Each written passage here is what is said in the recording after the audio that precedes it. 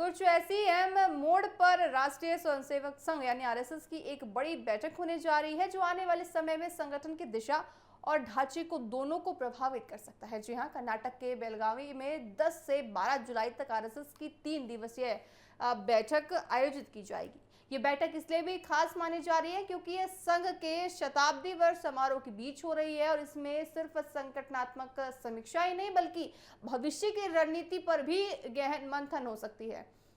सूत्रों के मुताबिक इस बैठक में देश भर के संघ शीर्ष पदाधिकारी शामिल होंगे, जिसमें संघ प्रमुख मोहन भागवत, साथ ही आपको बताएं कि सभी शामिल होंगे और संघ के बड़े चेहरे भी शामिल होंगे। अखिल भारतीय पदाधिकारी शामिल रहेंगे, साथ ही देश भर के प्रांत प्रचारक और बीजेपी संगठन से जुड़े वरिष्ठ पदाधिकारी जैसे बीएल संतोष और शिव प्रकाश भी इस बैठक में शामिल होंगे। इस बैठक का सबसे बड़ा फोकस संगठनात्मक ढांचे में बदलाव का माना जा रहा है। अभी तक संघ की संरचना में प्रांत प्रचारक व्यवस्था लागू है, लेकिन अब इस सिस्टम को बदलकर राज्य प्रचारक और संभाग प्रचारक व्यवस्था लाने पर गंभीर विचार किया जा रहा है। यानी आने वाले समय में संगठन का काम करने का तरीका और ज्यादा पूरी तरह से नए ढांचे में बदलने वाला है। सूत्र ये भी बता रही हैं कि बैठक मौजूदा प्रांत प्रचारक व्यवस्था की अंतिम बड़ी बैठक हो सकती है। इसके बाद अगले वर्ष से अखिल भारतीय स्तर पर प्रांत प्रचारक बैठक की जगह अखिल भारतीय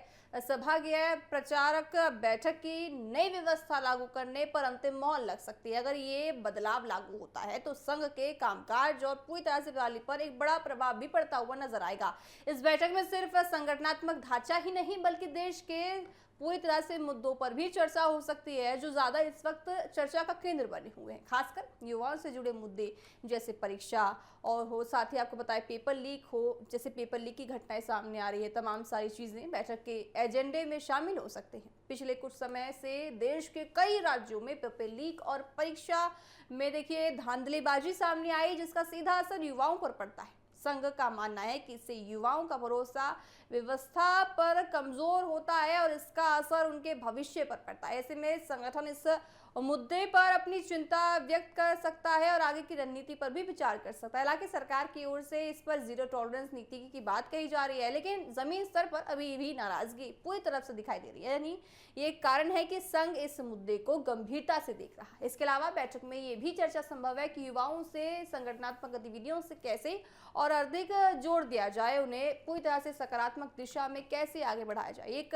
और महत्वपूर्ण विषय राम मंदिर और उससे जुड़े पूरे मॉडल को भी चर्चा का केंद्र बनाता है। हालांकि आधिकारिक तौर पर कहा जाता है कि इस विषय पर कोई विशेष एजेंडा नहीं है, लेकिन पूरी तरह से देखिए चर्चा है कि यदि ये मुद्दा उठता है तो इस पर विचार संभव है। संगठन के भीतर ये भी चर्चा है कि हाल के विवादों के बाद समय रहते प्रभावी कदम उठाने की जरूरत और बढ़ गई है। इसके साथ ही संघ के शताब्दी वर्ष कार्यक्रमों की समीक्षा भी इस बैठक का अहम हिस्सा हो सकता है।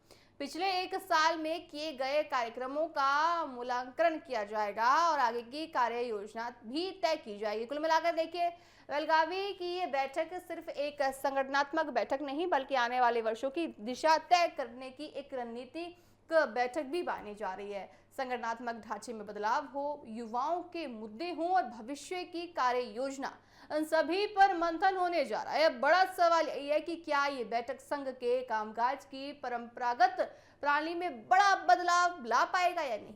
क्या ये प्रांत प्रचारक से राज्य प्रचारक व्यवस्था संगठन को और अधिक मजबूत बना पाएगी या नहीं, और क्या युवाओं से जुड़े मुद्दे पर लिए गए फैसले जमीन पर असर दिखा पाएंगे या नहीं। इन सभी सवालों के जवाब आने वाले समय में साफ हो जाएंगे। लेकिन इतना तय है दर्शकों की बेलगावी की ये बैठक संघ के इतिहास में एक महत्वपूर्ण बैठक साबित हो सकती है और शताब्दी भर देखिए आरएसएस का है तो इसमें भी बड़ा मायने ये बैठक के हो जाते हैं। साथ ही जो बैठक होने वाली है इनमें तमाम चीज़ों पर मंथन होगा। जिस तरह से पेपर लीक हो रहा है उस पर मंथन होगा, तो देखा जाएगा कि आरएसएस का अगला रुख क्या होता है।